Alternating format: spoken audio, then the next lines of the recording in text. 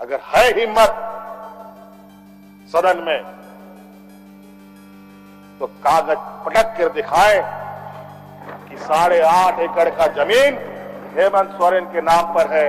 अगर होगा मैं उस दिन से राजनीति से इस्तीफा दे दूं। मुझे पता था ये मुझे भी 5 साल पूरा करने में रोड़े अटकाएंगे। मैं BMW कार में घूमता हूं, उसमें भी इनको तकलीफ। बैकडोर से हमला करते हैं, पीठ पर हमला करते हैं।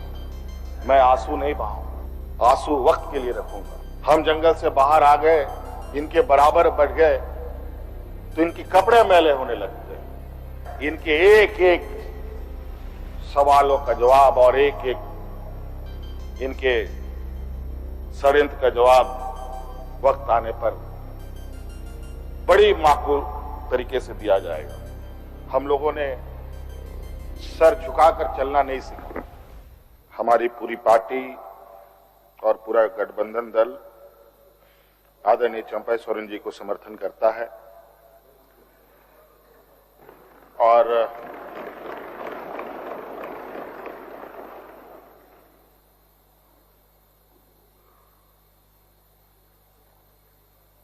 मैं कहना चाहूंगा 31 जनवरी की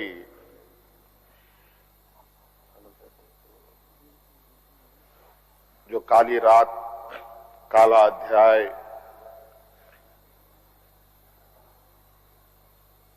देश के लोकतंत्र में नए तरीके से जुड़ा है।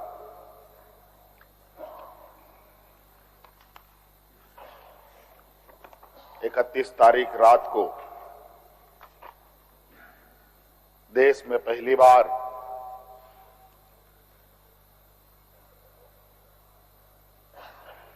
किसी मुख्यमंत्री का गिरफ्तारी हुई हो, मेरे संज्ञान में नहीं है। ये मुझे लगता है ये पहला घटना है और मुझे लगता है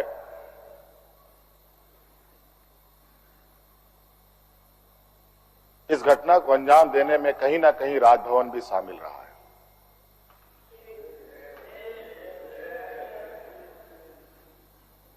और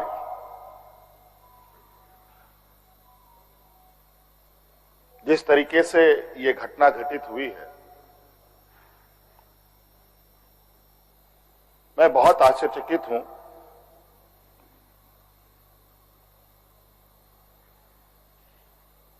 इसलिए कि मैं एक आदिवासी वर्ग से आता हूं। नियम, कायदे, कानून की जानकारी का थोड़ा अभाव रहता है।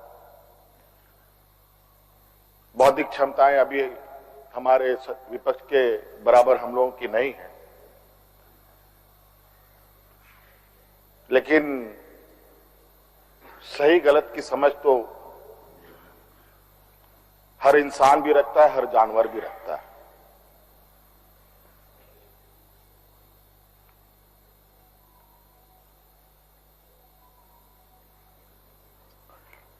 अध्यक्ष महोदय, बड़ी सुनियोजित तरीके से, बड़े लंबे समय से 2022 से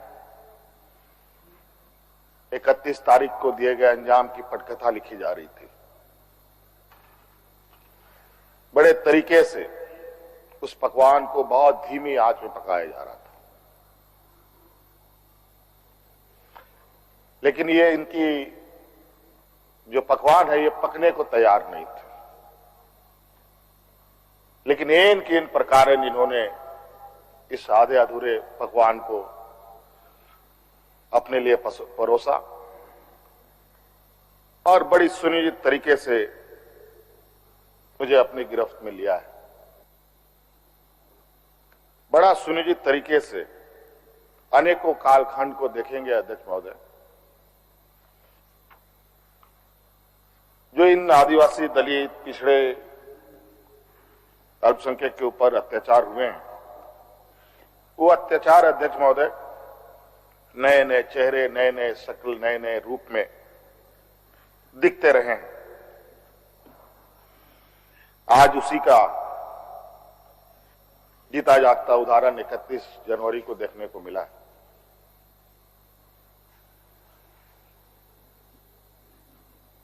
और आज कहीं ना कहीं इन वर्गों के प्रति जो हमारे सत्ता पक्ष की घृणाएं हैं, ना जाने इनकी घृणाएं इतनी, इनको ताकत कहां से मिलती है, ये हमारे समझ से परे है।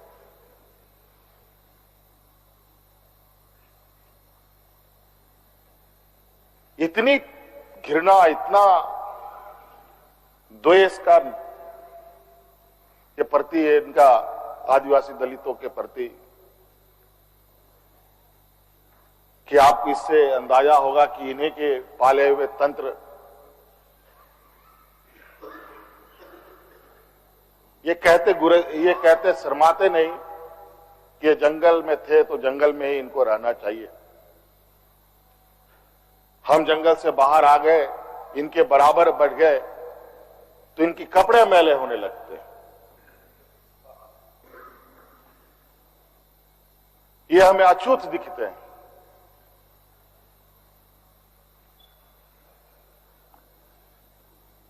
और इन्हीं विडंबना को तोड़ने के लिए हमने एक प्रयास किया था अध्यक्ष महोदय, क्योंकि झारखंड आदिवासी दलित पिछड़ा राज्य है, इन समूह को आगे बढ़ने का, इनका मार्ग प्रशस्त करने में हमने कोई कमी नहीं छोड़ी। इनका बस चले तो हम अभी भी जंगल में जाकर के वही 50-100 साल पुरानी जिंदगी में जिए। अध्यक्ष महोदय, ईडी, सीबीआई, इनकम टैक्स, जिनको देश के विशेष और काफी संवेदनशील व्यवस्थाएं कही जाती है, जहां करोड़ों रुपया, 12 लाख 14 लाख करोड़ रुपया डकार कर इनके सहयोगी विदेश में जाके बैठे हैं, उनका एक बाल बांका करने का औकात इनके पास नहीं है। इनके पास औकात है देश के आदिवासी, दलित, पिछड़े के ऊपर और बेगुनाह लोगों पर, और उसमें भी गुनाह किया हो तब की बात तो अलग है, बेगुनाहों पर अत्याचार कर। आज मुझे किस लिए अरेस्ट किया गया अध्यक्ष महोदय? 8.5 एकड़ जमीन के घोटाले पर। अगर है हिम्मत सदन में तो कागज पटक कर दिखाए कि 8.5 एकड़ का जमीन हेमंत सोरेन के नाम पर है। अगर होगा मैं उस दिन से राजनीति से इस्तीफा दे दूंगा। अध्यक्ष महोदय, जब राजनीतिक रूप से ये नहीं सकते हैं तो ऐसे ही बैकडोर से हमला करते हैं, पीठ पर हमला करते हैं। अध्यक्ष महोदय, मैं आंसू नहीं बहाऊं, आंसू वक्त के लिए रखूंगा। आप लोगों के लिए आंसू का कोई मतलब नहीं। आदिवासी दलितों का, पिछड़ों का, आदिवासी के आंसुओं का कोई मोल नहीं। वक्त आने पर हम इनके एक एक सवालों का जवाब और एक एक इनके षड्यंत्र का जवाब वक्त आने पर बड़ी माकूल तरीके से दिया जाएगा। एक्चुअली दुर्भाग्य है अध्यक्ष महोदय इस राज्य का, तथाकथित हमारे राज्य के ही कुछ लोग जो ऐसे सामंती विचार वाले के चरणों में जाकर के झुककर उनकी सेवा और पूजा अर्चना में लगे, नहीं तो इस राज्य की इतनी दुर्दशा नहीं होती अध्यक्ष। राज अलग हुए 23 साल हो रहे हैं, 24 साल हो गए अध्यक्ष महोदय। किसने सबसे अधिक राज किया इस राज्य में? ये मुझे बोलने का जरूरत नहीं है, किसी को बताने की भी जरूरत नहीं। सब अपने गिरेबान में देखें, सबको पता चलेगा कौन कहां बैठा, किसने क्या काम किया। घोटाले इनको 2024 से ही नजर आ रहे,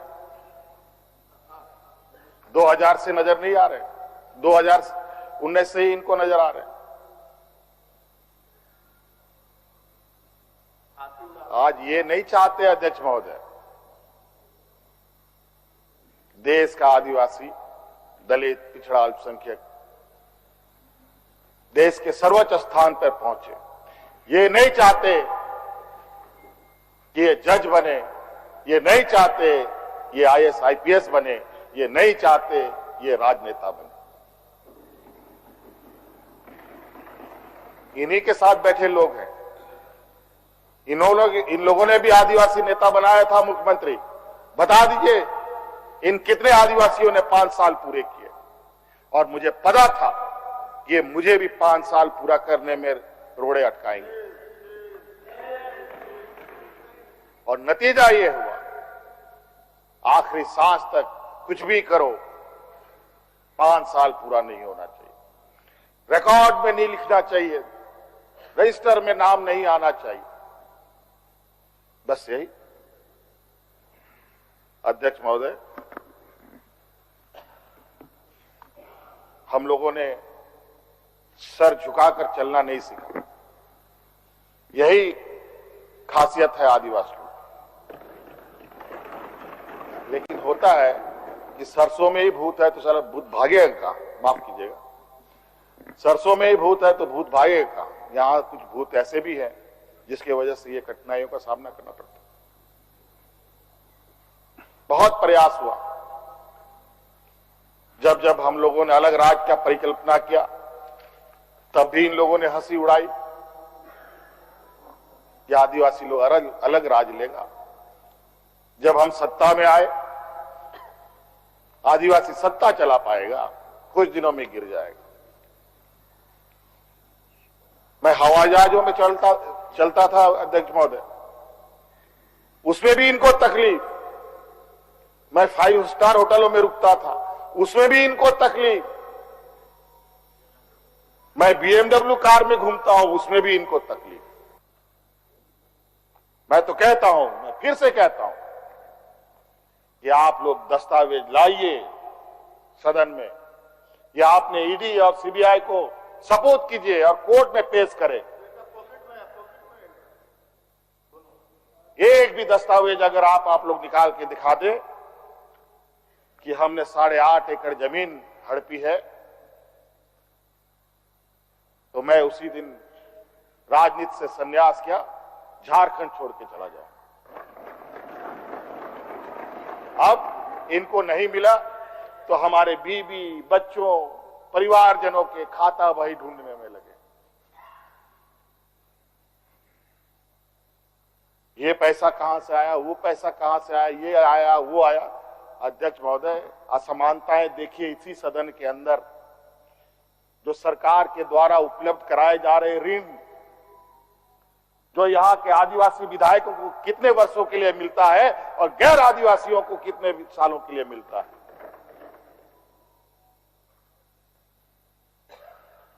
इस विषय पर गंभीरता से सोचने की आवश्यकता है। देखो, ये बहुत लंबी लड़ाई है। आज जिस तरीके से बड़ा मछली छोटा मछली को खा जाता है, सामाजिक व्यवस्था में भी यही कहानी है। एक बड़ी व्यवस्था छोटी व्यवस्था को खाने का हर बरकस प्रयास करती है।